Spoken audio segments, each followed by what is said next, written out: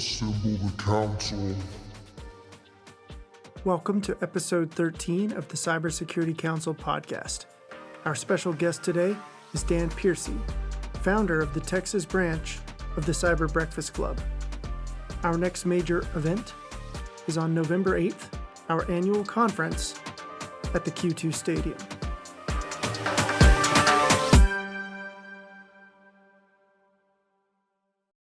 Welcome to lucky episode number 13. We are less than 1 month away from our first ever annual conference, which will occur at the Q2 Stadium in Austin, Texas. And I would immediately like to ask our president, Brian Greene, to tell us a little bit more about the preparations for the big event. Brian, what's going on with the guests for our annual conference? What's in store for the big event? Yeah, thanks, Scott. It's actually on Friday, November 8th from 7:30 a.m. to 3 p.m. Got a full slate of guests, and first of all, need to thank our sponsors, which include BreachRx, Halcyon, KeepAware, Portal 26, and Socket. But we've got a full slate of awesome topics to include a keynote from the SVP and CISO of Dell, which is obviously the biggest company in the city of Austin. And then we have a really awesome fireside chat as well with two very experienced CISOs and one very experienced law professional who's focused on helping CISOs with their employment contracts and other things that they need assistance with from a legal perspective on, making sure that there's a professional standard that CISOs can move around and be held to as we move through time, which will, in their opinion, help more readily define what the CISO role is for both companies and regulators and everyone else that's curious about what a CISO does inside of an organization. So be good to hear from the three people on that panel, which include Heather Henton, longtime CISO at PagerDuty, at RingCentral and at IBM.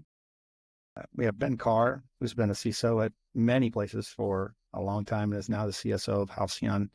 And then we have Charisse Castagnoli, who runs her own boutique law firm here locally in Austin as well, and works with a lot of the CISOs in our group. So it's going to be a great day. And then we've got really interesting, cool sessions, one of which BreachRx is doing on like a deposition role play. Like we're going to literally have a former 20 plus year cybersecurity law firm leader depose a 20 plus year former CISO and CIO. And then we're going to have a fake counsel there to represent that CISO and what it would be like if you were ever in the unfortunate position of being deposed. So it'll be a fun day. It's a celebration of Cybersecurity Council, 3 years of its existence. The anniversary of that is in November, so it should be great. I also think it will be a very good event. There's more details available on the cybersecuritycouncil.com. We will tell you more as more information arrives. Today we have a very interesting special guest, Dan Piercy. Dan Piercy is a technology executive, and he's a cybersecurity community builder right here in Austin, Texas. Dan Piercy is the founder of the Texas branch of the Cyber Breakfast Club. The Cyber Breakfast Club is for cyber executives and leaders looking to connect with peers, develop better relationships, and grow their network. Here at the Cybersecurity Council, we think of the Cyber Breakfast Club as a friend and a cousin doing the good work of elevating the cybersecurity community. Dan, please give a big Texas hello to our lovely audience. Hello, big Texas. I'm talking to you guys today from Oklahoma, where I'm doing a few days of travel, but call Austin, Texas home, and happy to be on the podcast. So thanks a lot, Scott and Brian, for having me here today. We are glad to have you here. And Dan, in a moment, we're going to dive into understanding your journey with the Cyber Breakfast Club. Hey, that's cool, Brian, about November 8th, man. That sounds like you've really got it pulled together. I look forward to seeing that deposition thing, man. That sounds exciting. Yeah, I'm pumped about it too. Like the sponsor sessions are interesting in that like I told each sponsor, like, we don't want this to be a demo day. Look, if you want to tell the audience about what you do, that's great. But like, let's not make Let's put all this on the record. Sorry. 1 second. So, Dan, in a moment, we're going to dive into understanding your journey with the Cyber Breakfast Club. But first, I want our audience to know that you are bringing some cybersecurity street cred to the table yourself. Mr. Dan Piercy, you are a managing partner at CyberBuyer, which is a boutique cybersecurity brokerage firm and reseller specializing in emerging and best-of-breed SaaS vendor and solution providers. Your clients have access to your thoroughly vetted portfolio of over 200 cybersecurity suppliers through your exchange. That's very cool. But Mr. Dan Piercy is also a managing partner at Coyote Brown, a cybersecurity consulting firm. At Coyote Brown, they're a strategic team, cybersecurity experts. And when engaged, Coyote Brown will act like a coyote with the highest level of business intelligence, acumen, and expertise to defend their clients' business and cybersecurity risks. So we definitely want to talk cyber with you today, Dan. We welcome you here to the podcast. Have we introduced you correctly? Is there anything that you need to change here on the record before we get going? No, I think you did your research. It sounds pretty good. I would say, just by way of introduction, longtime Austinite. I got to Austin as quickly as I could, which was in the late 90s. So I've been around to see a lot transpire over time. A proud father of 3 pretty much grown boys. At this youngest is 19 years old. But yeah, I've loved being part of the Austin community. And that was back in the day, that was all about IT and infrastructure and network. And that's really where my background is. And it's been the last few years, fully pivoted into cybersecurity, and absolutely love it. It's, as you guys know, it's rapidly evolving. And so it's an exciting place to be. Great community, and I think that's why we're all here. Is we really enjoy what has been built far and what continues to evolve, and a lot of neat transformations, I think, coming in the future. Well, as a host of a podcast, anybody that can eloquently introduce themselves makes my job easier. So thank you, Dan. At this moment, I'd like to give the microphone over to our president, Brian Greene. Brian, both you and Dan have built cyber communities here in Austin. In many ways, you are cut from the same cloth. Brian, you've been building the Cybersecurity Council. Dan has been building the Texas branch of the Cyber Breakfast Club. I'd like to give you the honor of asking Dan the first question. Well, okay, great. I think with that being said, the best question to ask, because I know why and how I started Cybersecurity Council, but I don't know that I've ever asked you the why and how you went about starting the Cyber Breakfast Club. So, and I think roughly around, I think you've been doing that a little longer. I've been doing my in-person events. So maybe give us like the starting story, the founding story for the Cyber Breakfast Club. Sure. What Yeah, made happy to do it. and why it was important, and kind of what's gone into all that. Absolutely. Yeah, happy to do it. So coming up on 4 years for the Cyber Breakfast Club, and really the genesis with that and why I started it was during the thick of COVID. And as you guys know, everything was being canceled, Black Hat, RSA, even the regional stuff. And there was an increasing feeling of being disconnected. And back then, we didn't know how long things were going to go on. And it was just kind of depressing, right? Everything was being canceled and there was no getting together. And so I reached out to a good CISO friends of mine, Dan Holden at Big Commerce, Josh Sokol used to be at National Instruments, Bob Mashad, who was the CISO at Q2, and a couple others.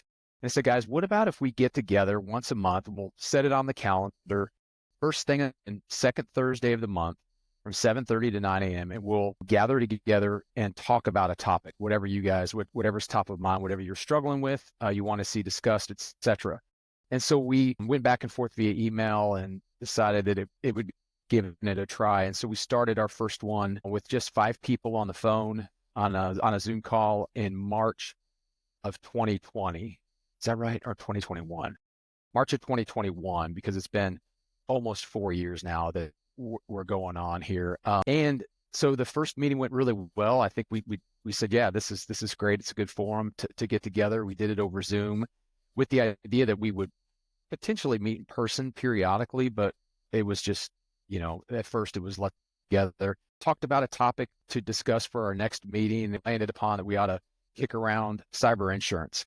So second meeting was in April, and we had like 12 people show up. A few people talked to others, and it's just snowballed from there. We're up to almost 300 members now. Austin makes up a large contingency, but we've got people from Dallas, Austin, San Antonio. We even have some folks who live outside of Texas who are CISOs for Texas organizations. And our criteria is similar to yours at the Cybersecurity Council, where you need to be a practitioner.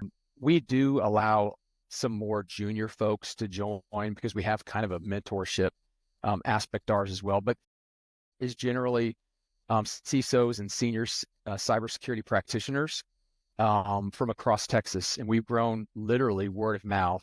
Besides, every month when we do the call, I'll put something out on LinkedIn, and I've had some folks join via that way. But we've really grown fashion way pretty organically by folks talking to each other. And so it's incumbent upon me every month to make sure that we have a good topic and that I bring in good analysts to enrich the conversation. And that's what the Cyber Breakfast Group is all about. It is a genuine conversation. It's a roots discussion. We have no sponsorship. There's no salespeople in there. There's no product placement, anything like that. And so we'll talk about a different topic every month.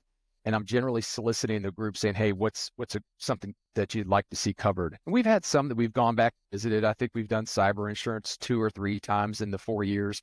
We bring on the FBI every February. That's kind of been our cadence as well. So there's some regularly programmed things, but generally, it spans a wide array of topics. And again, it's incumbent upon me to bring in some good panelists to help enrich the conversation.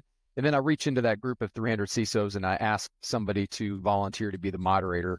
So I help get things kicked off, but then the moderator takes over. He or she generally has some prepared questions, but they might only get through 2 questions or 3 questions in the group. The conversation is, and what comes up kind of drives where things go.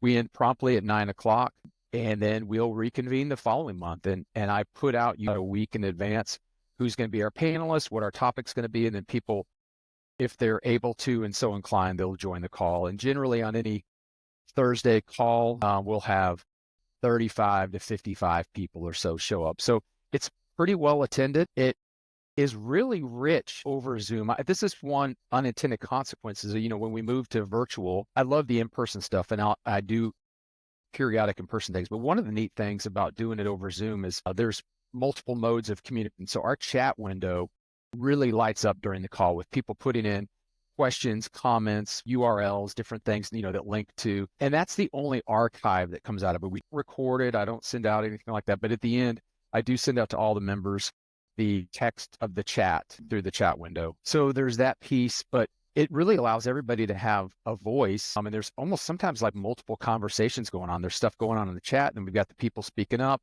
People will raise their hand, do the Zoom raise hand, or they'll just speak out. And knock on wood, to date, every conversation has been very civil.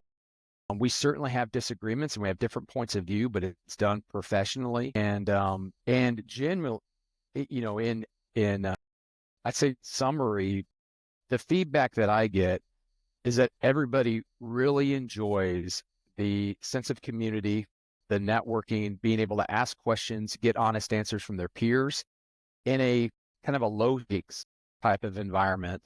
And so people feel free, feel open to ask questions and that kind of thing. And so it's a great conversation. I'm really proud of what we've put together. And again, primarily, this has been a virtual community that gets every month. We haven't missed a month yet. I think this coming up in November or coming up in October's meeting number 43, I think, or 44. So it's been every single month. Yeah. And so anyway, kind of grown that from very small to what today, and continue to build and look for more ways to enrich the community, provide more options and ways to get tied together in a meaningful way. And I think, Brian, that's why you and I have had the conversation about growing our 2 groups close together and just bringing more value and being more intentional to the community that we serve going forward in 2025. Absolutely. Part of the reason why we're here having this conversation today, you were kind enough to allow me to join one of the most recent cyber breakfasts you did. And you couldn't have nailed it more. I mean, I was so impressed with the professionalism of the whole flow of you could tell you'd done it 42 or 43 or 44 times because it was just it had an exact flow, and everybody knew what the situation was. And from the time people started talking, that chat was lit up. I mean, I was like trying to keep up reading that and listening to what's being said. And so I love to hear that you're taking that chat and sharing it, because in my mind, I'm thinking the same thing. I'm like, there's a lot of good stuff in here, you know? And so calling and sharing that with groups so that people don't miss what was shared in there, and they can take those nuggets of knowledge out is wise.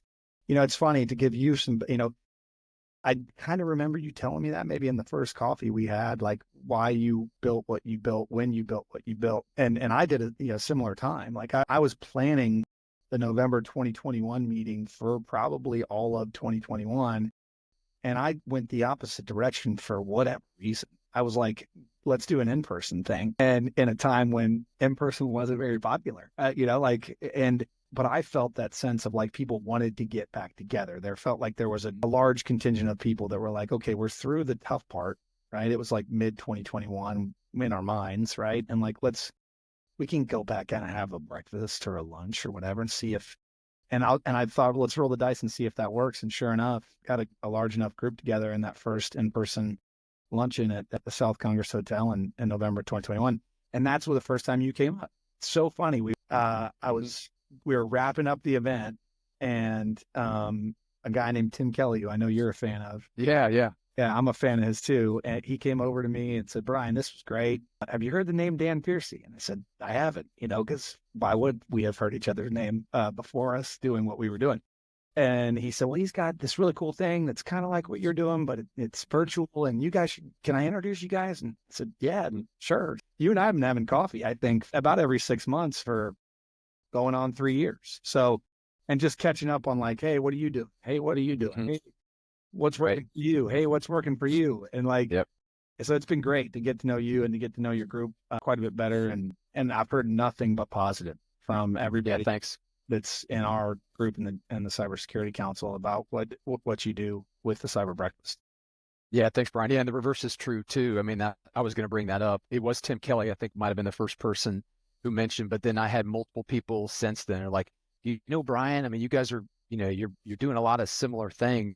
It only made sense, for us to get to know each other. And as we've gotten to know each other and trust each other and, deepen our relationship, that it makes better sense for us to put our efforts together. And I think that's what we're going to try to do for 2025 in a synergistic way, and hopefully be better together and bring more value to the community, and be really what I'm looking at heading into 2025 is, I mean, we've got some well-established tracks here, but we can be more intentional about ensuring that things are more programmatic. I suggested to you that we're going to start, maybe dovetailing in with Cloud Security Alliance and some of the others who are out there trying to do some of the same stuff that we're doing. That I think there's enough out there that we can make sure that we're scheduling stuff on top of each other and just being more, like I said, intentional about our approach, because everybody can succeed. This is a world of plenty, and we do things a little differently in Austin, right? I mean, we don't need an outside force or someone from a different city coming and saying, hey, you don't have much of a community, let me show you how it's done. I mean, we've got a good community, and we're a little bit, I know I still think there's something to be said about to keep Austin weird. We're a different vibe than a Dallas or a Houston, and to that end, I think we can really elevate everybody by being more intentional heading into the new year. So that's the whole emphasis here. And whether we call it, we can affiliate with each other and grow closer together. I'm excited about it. I think that we've got some neat times ahead. Absolutely. And I think that's probably the biggest thing that I've heard, and I know you've heard it too, from CISOs, VPs, directors, managers, whatever their titles are. It's like, there's so many things now. Like, I can't manage my calendar. Like, I'm getting invited to your stuff. I'm getting invited to Dan's stuff. I'm getting invited to these other groups, and I don't really know how to manage it all or put it all into my calendar. And I think to your point, if we're more thoughtful about our programming, we give them optionality, right? Because, if the two of us are working together to make sure that we're not scheduling stuff near each other, everyone's schedule is different, right? Like, everybody has different lives, professionally and personally. So where a a morning virtual breakfast may not make sense for a young family, right? If I've got young kids at home that are requiring my attention in the morning, the morning is going to be tough. But if, I don't, then the morning's easy, right? Like that's a great time for me to get in, knock something out with my peer group and move on through my day. Right. For folks who are empty nesters, I can do a dinner, right? Like dinners are great. Why wouldn't I go grab dinner with my peers, right? So giving them this menu of things that's all on one card, right? That they can say, okay, I can do this and I can do that. I think that'll be very appealing for our community as we have time. Yeah, I agree. I do think your comment about we're very different in Austin than, I think there's a very different contingent of CISOs and security leaders here who have a lot of different experience than maybe the surrounding cities, right? So I think it'll be fun to build out what we do next year together. I'm really excited about it. Yeah, I'm too. Dan, I'd like to ask you to reflect a little bit on your 42-43 event history and growth. What have been some of the highlights for you? Yeah, I've got a lot of highlights, but I think if I had to name one, probably where I've gotten the greatest degree of satisfaction is, and this inspirational for us for our first couple of years, but we wanted to give something back to the community. We wanted to do something that was for a cybersecurity focused nonprofit, and kicked around a number of ideas, finally settled upon doing a benefit like a social in the evening with a number of sponsors to benefit the local chapter of a nonprofit called Cybersecurity. And Cybercity's got a great mission statement. Their leader here in Austin, Brian, you and I both know her well, Heather Gant Evans, approached me in December of last year and said, could we work on something? And so I'm really proud that within 1 month, we pulled together a number of sponsors. I got as the venue, which is a historic downtown music scene. Again, it's classic Austin. Rented out the whole second floor, got it catered, had an open bar, and had about 150 people show up for an event. That out of it, we presented this, big Ed McMahon check to Cybersecurity for about $13,000. And so that giving back to the community, thanks. Yeah. So that's something we were aspirational about for the first couple of years. I think last year was a great start. And now we're going to do, so that was the inaugural event last January. This coming up January 23rd to be precise, is our first annual. We're going to do it again. Probably going to do it at Antone's again, because that was a great venue, had enough space, and we'll probably have about a similar sized audience. Yeah, Brian, you were there last year in January. It just had a great vibe, a lot of people networking and enjoying each other's company, and just a really neat community effort with the side benefit of the local chapter of Cybersecurity kind of get kickstarted for 2024. And this year, or this coming year in 2025 in January, our beneficiary is going to be an outfit out of Houston that I feel very strongly about. Their name is Arms, and their mission statement is all about helping transitioning military veterans get into the cybersecurity space, and that's through accreditations and training, mentoring, job interviews, and things like that. So they do great work, and they're going to be our beneficiary. So we kind of set the bar last year. I want to clear that bar and make it a little bit, maybe even raise a little more money for Combined Arms to start off 2025. And so, that's our community has been primarily built around virtual, but we have done some in-person events, and I think that's a pretty good feel-good story around what a group of people can do and some giving back in a meaningful way. As far as regular programming, man, we've had some outstanding meetings and discussions, those monthly discussions. One in particular that stood out to me it's probably been a year or more.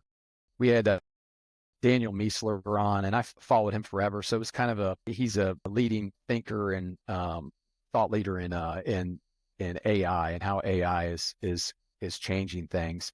And he came on as one of our panelists, and I've been kind of a fanboy following him for a while. So I felt like we had a star in our presence when Daniel was on. I really enjoyed that one. We have so much talent inside of our organization too. Tim Brown, as you know, Brian, he's spoken when he's had things to say.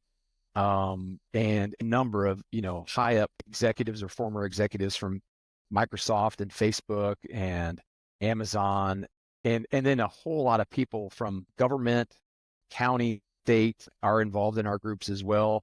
We've got some folks who handled one of the largest breaches to ever hit a state a few years ago that were able, you guys probably know who I'm talking about, but we have some tremendous experience inside the group. And so a lot of real life experience, and there's not a meeting that goes by where I am not amazed, but I'm like, wow, the talent in here and the experience.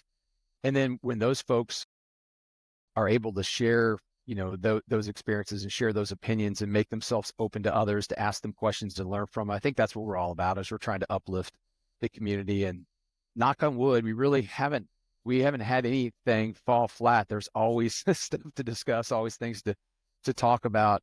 But yeah, and then I think I mentioned to the FBI, I always enjoy when they're on every February. They bring great stories and great insights.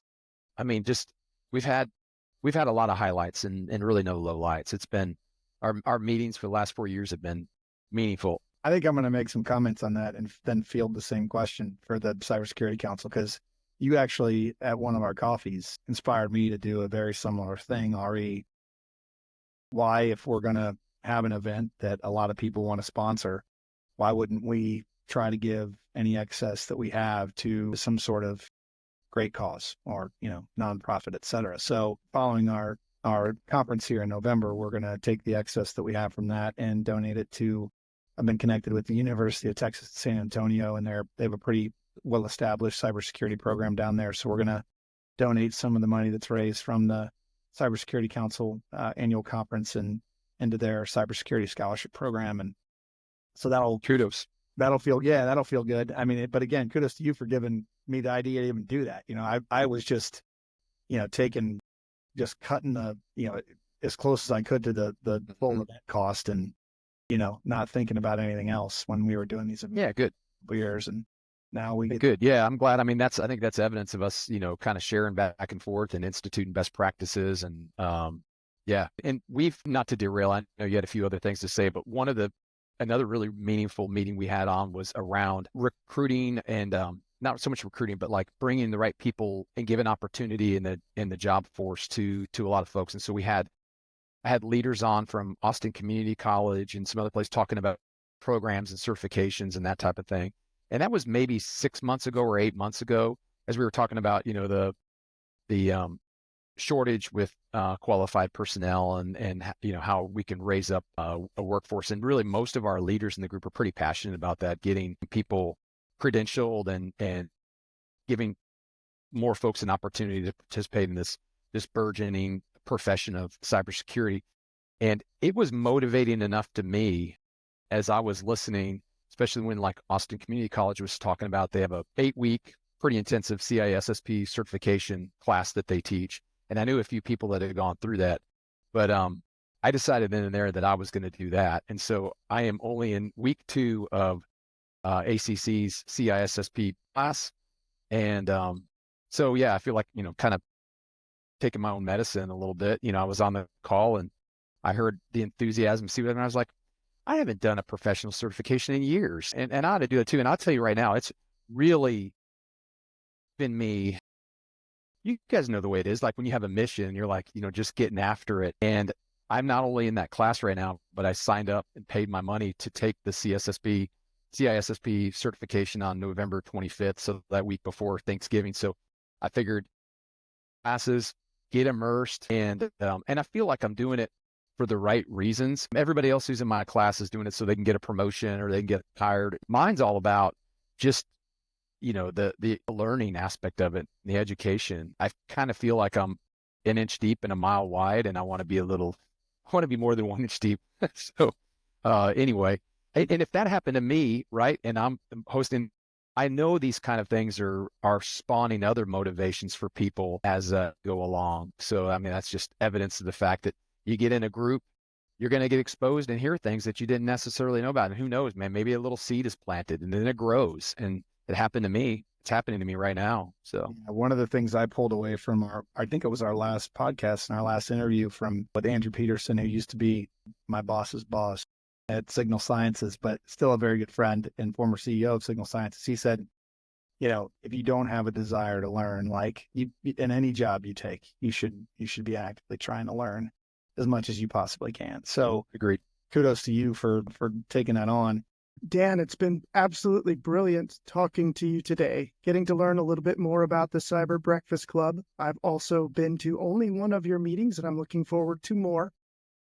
You and I had the chance to speak a few weeks back. You talked to me about what you were going to build and contribute to Combined Arms. You talked to me about your February meeting with the FBI. As a veteran, that meant a lot to me on top of the cyber community building that you're doing. So I just want you to know I'm in full support of all of the things that you are doing, and I look forward to the Cyber Breakfast Club and the Cybersecurity Council being able to have that specific and deliberate and intentional relationship that you are talking about. To Brian, is there anything you'd like to say as well? No, I'll just echo those same sentiments. I mean, I think the key phrase that you've been using, we've been using is we've been operating separately for a period of years, and we feel like we can be better together as we hit 2025. Excited about where we're headed and making sure that we just continue to develop the best possible, most valuable community that we can here in Austin for the people that are a part of both our groups. Last word to you, my friend. Yeah, go Notre Dame. I'll be out there this weekend watching Stanford come to town, and yeah, go Notre Dame.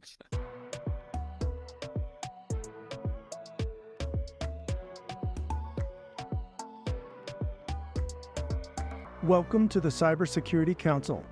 This council strives to showcase unique cybersecurity leadership stories.